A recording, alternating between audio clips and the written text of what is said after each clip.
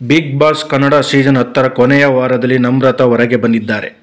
ಫಿನಾಲೆವರೆಗೂ ಉಳಿದುಕೊಳ್ಳುವ strong ಕಂಟೆಸ್ಟೆಂಟ್ಗಳಲ್ಲಿ Namrata ಕೂಡ ಒಬ್ಬರು ಎಂದು ನಿರೀಕ್ಷೆ ಮಾಡಲಾಗಿತ್ತು. ಆದರೆ ಲೆಕ್ಕಾಚಾರವು ಉಲ್ಟಾ ಆಗಿದೆ. ಈ ಸೀಸನ್ ಅಂತಿಮ 7 ಸ್ಪರ್ಧಿಗಳಲ್ಲಿ ನಮ್ರತಾ ಕೂಡ ಒಬ್ಬರಾಗಿದ್ದರು. ಆದರೆ ಈ ವಾರ ಮನೆಯಿಂದ ಹೊರಬಂದಿದ್ದಾರೆ. ಕಿಚ್ಚ ಸುದೀಪ್, ಬಿಗ್ ಬಾಸ್, ಈ ಸೀಸನ್ನಲ್ಲಿ ನಿಮ್ಮ ಕಾಂಟ್ರಿಬ್ಯೂಷನ್ ನಿಜಕ್ಕೂ ತುಂಬ ಮಹತ್ವದ್ದು. ನೀವು ಯಾರು ಎಂದು ನನಗೆ ತೋರಿಸಿಕೊಟ್ಟಿದ್ದೀರಿ ಎಂಬ ಮೆಚ್ಚುಗೆ ಮಾತುಗಳನ್ನು ಆಡಿದರು. ಈಗ ಜಿಯೋ ಸಿನಿಮಾಗೆ ನೀಡಿದ ಸಂದರ್ಶನದಲ್ಲಿ ಇಂಟ್ರೆಸ್ಟಿಂಗ್ ವಿಷಯಗಳನ್ನು ಹೊರಹಾಕಿದ್ದಾರೆ. ಬಿಗ್ ಬಾಸ್ ಮನೆಯಲ್ಲಿ ನಮ್ರತಾ ಹೊರ ಬಂದಿದ್ದಕ್ಕೆ ಶಾಕ್ ಆಗಿದ್ದಾರೆ. ಹಾಗೆ ಅವರ ಸಾಧನೆ ಬಗ್ಗೆ ಹೆಮ್ಮೆಯೂ ಇದೆ.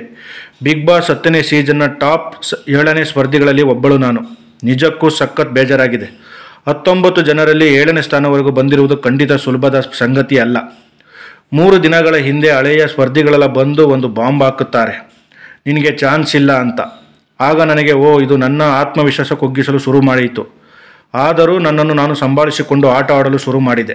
ಆದರೆ ಈಗ ಮನೆಯಿಂದ ಹೊರ ಬಂದಿದ್ದಕ್ಕೂ ನಿಜಕ್ಕೂ ಶಾಕ್ ಆಗಿದೆ ಎಂದು ನಮ್ರತಾ ಹೇಳಿಕೊಂಡಿದ್ದಾರೆ. ಈ 106 ದಿನಗಳ ಪಯಣವನ್ನು ಸಣ್ಣದಾಗಿ ವಿವರಿಸಲು ಸಾಧ್ಯವೇ ಇಲ್ಲ. ಅದರಲ್ಲಿಯೂ ನನ್ನ ಜರ್ನಿ ನಿಜವಾಗಿಯೂ ಏರಿಳಿತ ಪಯಣವಾಗಿತ್ತು. ಎಲ್ಲಿಂದಲೂ ಶುರು ಮಾಡಿ ಎಲ್ಲಿಗೋ ಹೋಗಿ ಕೆಳಗೆ ಇಳಿದು ಮತ್ತೆ ಮೇಲೆ ಹೋದ ಜರ್ನಿ ನನ್ನದು. ಬಿಗ್ ಬಾಸ್ ಮನೆಯಲ್ಲಿ ನಾನು ಸಣ್ಣ ಪುಟ್ಟ ತಪ್ಪುಗಳನ್ನು ಮಾಡಿರಬಹುದು. ಆದರೆ ಇವರೆಲ್ಲ ಹೇಳುವ ಥರ ನಾನು ಇಲ್ಲ. ನಾನು ನಿಜವಾದ ಸ್ನೇಹಿತರನ್ನು ಕಳೆದುಕೊಂಡಿದ್ದೇನೆ ಎಂದು ಸಂದರ್ಶನದಲ್ಲಿ ನಮ್ರತಾ ಹೇಳಿದ್ದಾರೆ. ಬಿಗ್ ಬಾಸ್ ಮನೆಯಲ್ಲಿ ಕಳೆದ ದಿನಗಳು ಅದ್ಭುತವಾದವು ಎಂದು ಹೇಳಿಕೊಂಡಿದ್ದಾರೆ. ಮನೆಯೊಳಗೆ ಯಾರು ಕೆಟ್ಟವರಿಲ್ಲ. ಇದು ಸಾಧ್ಯವಿಲ್ಲದ ಪಯಣ. ಎಲ್ಲರ ಜೊತೆಗೂ ಸಂಪರ್ಕದಲ್ಲಿ ಇರಲು ಬಯಸುತ್ತೇನೆ ಎಂದಿದ್ದಾರೆ. ನನ್ನ ಸಂಗೀತ ನಡುವಿನ ಫ್ರೆಂಡ್ಶಿಪ್ಪನ್ನು ಒಂದೇ ಪದದಲ್ಲಿ ಹೇಳಬೇಕು ಅಂದರೆ ಸಿಸ್ಟರ್. ನನಗೆ ಆ ಥರ ಬಾಂಡಿಂಗ್ ಆಗೋದು ಕಡಿಮೆ. ಆದರೆ ಇಲ್ಲಿ ಆಗಿದೆ. ಸಂಗೀತ ಏನೇ ಇದ್ರೂ ಮುಖದ ಮೇಲೆ ಹೇಳ್ತಾರೆ, ನೀನು ಇಲ್ಲಿ ತಪ್ಪು ಮಾಡಿದೆ, ಇದು ಸರಿ ಎಂಬುದು ನೇರವಾಗಿ ಹೇಳುತ್ತಾರೆ. ಅಂಥ ಕ್ರೆಡಿಟ್ ಎಲ್ಲ ಬದುಕಿನಲ್ಲೂ ಇರಬೇಕು ಅಂತ ಹೇಳಿದ್ದಾರೆ ನಮ್ರತಾ. ಬಿಗ್ ಬಾಸ್ ಮನೆಯೊಳಗೆ ವಿನಯ್ ಹಾಗೂ ನಮ್ರತಾ ಬ್ಯಾಂಡಿಂಗ್ ಚೆನ್ನಾಗಿತ್ತು. ಇಬ್ಬರು ಒಬ್ಬರನ್ನೊಬ್ಬರು ಬಿಟ್ಟು ಕೊಡುತ್ತಿರಲಿಲ್ಲ. ನನಗೆ ಅಣ್ಣ ಇಲ್ಲ ಎಂಬ ಕೊರಗು ಯಾವಾಗಲೂ ಇತ್ತು. ಆ ಸ್ಥಾನವನ್ನು ವಿನಯ್ ತುಂಬಿದ್ದಾರೆ. ಹೊರಗಡೆ ಕೂಡ ಆ ಬಂಧನವನ್ನು ಮುಂದುವರಿಸಿಕೊಳ್ಳಲು ಬಯಸುತ್ತೇನೆ ಎಂದು ಹೇಳಿದ್ದಾರೆ. ಇಡೀ ಮನೆಯಲ್ಲಿ ನನಗೆ ಬೇಗ ಮನಸ್ಸಿಗೆ ಹತ್ತಿರವಾದವರು ಪ್ರತಾಪ್. ಆವಾಗವಾಗ ಕೋಪ ಮಾಡಿಕೊಳ್ಳುತ್ತಾರೆ ನಿಜ. ಆದರೆ ಅವನು ಇರೋದೇ ಹಾಗೆ. ಅವನನ್ನು ಹಾಗೆ ಒಪ್ಪಿಕೊಂಡಿದ್ದೇನೆ ನಾನು. ಅವನ ಅಪ್ಪ ಅಮ್ಮ ಇಬ್ಬರು ಸಿಕ್ಕಾಪಟ್ಟೆ ಒಳ್ಳೆಯ ಜನ ಹಾಗೂ ಮುಗ್ಧರು. ನಾನು ನೋಡಿದ ತಕ್ಷಣ ಪಟ್ ಅಂತ ಕನೆಕ್ಟ್ ಆಗಿದ್ದಾರೆ. ಅವರಿಬ್ಬರು ತುಂಬ ಹೊತ್ತು ಮಾತನಾಡಿದರೆ ಅವರ ಮಾತು ನನಗೆ ಇಷ್ಟವಾಯಿತು. ಅವನು ನಾನು ನಿನಗೆ ಸೀರೆ ಕೊಡಿಸ್ತೀನಿ ದೀದಿ, ನಿನಗೆ ಓಲೆ ಜುಮುಕಿ ಕೊಡುತ್ತೀನಿ ದೀದಿ ಎಂದು ಹೇಳೋನು. ಬಟ್ ಅವರ ತಂದೆ ತಾಯಿ ಸೀರೆ ತಂದು ಕೊಟ್ಟಿದ್ದು ನೋಡಿ ಬಹಳ ಎಮೋಷನ್ ಆಯಿತು. ನಮ್ಮವರು ಅಂತ ಅನಿಸಿದ್ದು ಬೇಕೋ ಬೇಡವೋ ನಾನು ಯಾವಾಗಲೂ ಅವನ ದೀದಿಯಾಗೆ ಇರುತ್ತೇನೆ.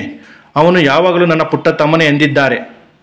ನನಗೆ ಅಕ್ಷರಶಃ ಫೇಕ್ ಅನಿಸಿದ್ದು ತುಕಾಲಿ ಸಂತೋಷ್. ಅವರನ್ನು ಬಿಟ್ಟರೆ ಮತ್ತೆ ನಾನು ವಾಪಸ್ ಮನೆಯೊಳಗೆ ಬಂದಾಗ ಸ್ನೇಹಿತ ಕೂಡ ಫೇಕ್ ಆಗಿದ್ದರು. ನಾನು ಅವರ ಕಡೆಯಿಂದ ಸಾಕಷ್ಟು ಬೆಂಬಲ ನಿರೀಕ್ಷಿಸಿದ್ದೇನೆ. ಆದರೆ ಅವರು ಬಂದು ನನ್ನ ತುಂಬ ಡಿಮೋಟ್ ಮಾಡಿದರು. ಟಾಪ್ 3ನಲ್ಲಿ ವಿನಯ್, ಸಂಗೀತ ಮತ್ತು ತುಕಾಲಿ ಇರುತ್ತಾರೆ. ನನಗೆ ವಿನಯ್ ವಿನ್ ಆಗಬೇಕು ಅಂತ ಇದೆ.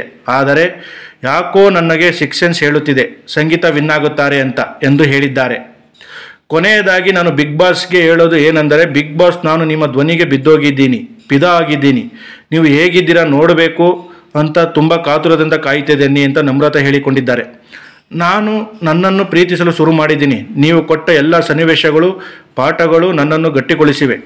ಇಲ್ಲಿ ಎಷ್ಟೊಂದು ಫೇಸ್ ಮಾಡಿದವಳು ಹೊರಗಡೆ ಏನು ಬೇಕಾದ್ರೂ ಫೇಸ್ ಮಾಡೋದಕ್ಕೆ ರೆಡಿ ಇದ್ದೀನಿ. Thank you so much Bigg Boss ಎಂದು ನಮ್ರತಾ ಹೇಳಿಕೊಂಡಿದ್ದಾರೆ.